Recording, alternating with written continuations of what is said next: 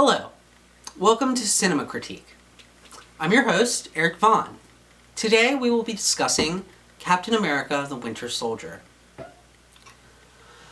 What I really love about this film, not just the film, I'm going to talk about Marvel Universe, is how they bring it all together. I mean, bringing Bucky on, after I looked at the details of how, the contracts and everything, you're going to come to this situation where you're going to run out. The person, like the Batman franchise, Christian Bale isn't going to want to be Batman for, 10 movies or 5 movies or whatever. So you're going to have to find a replacement who works. They kind of did it, but they weren't going to go with it. But what Captain America's doing, where they already have Bucky, in waiting, and his contract, he's on for 7 more movies with Marvel. Chris Evans is only on for 3, so they're going to transition it nicely. And it's not going to be sloppy like, when Val Kilmer was ditched and you brought George Clooney in.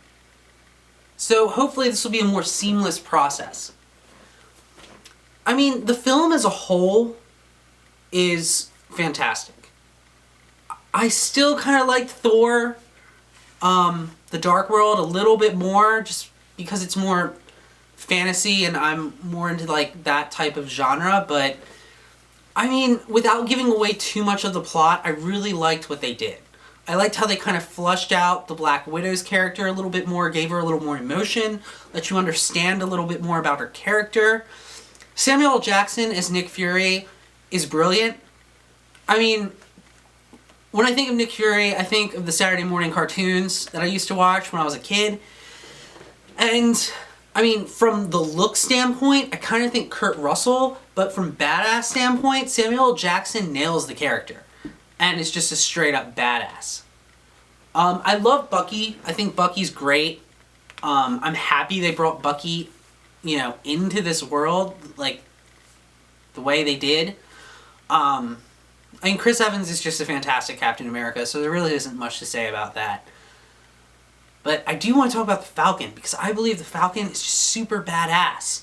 A lesser, hero, kind of one of the lesser ones, like a Luke Cage, or, that whole blah, blah, blah.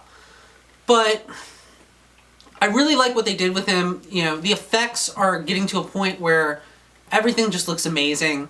And the last thing I want to touch on is Robert Redford is the most badass villain I've seen in a while. He comes off as this, humanitarian, and then he's like, no, I really just want to kill a bunch of people to make this world into the world I want to live in. Honestly, every Marvel film I've seen lately, Marvel's just amazing. There really isn't much more to say about it. Thank you, Disney, for buying Star Wars, because I have very high hopes now. And, what they're doing with the whole Marvel Universe is just clean, and it works. I'm hoping X-Men doesn't turn into a mess like I think it's going to, but keeping my fingers crossed. But yeah, I'm going to give Captain America an 8 out of 10. I feel it deserves it. It's not the best out of the Marvel movies, I think, so far, but it's up there. It's top 3. But, that's all I have for this week. Thank you for watching Cinema Critique, and just keep watching.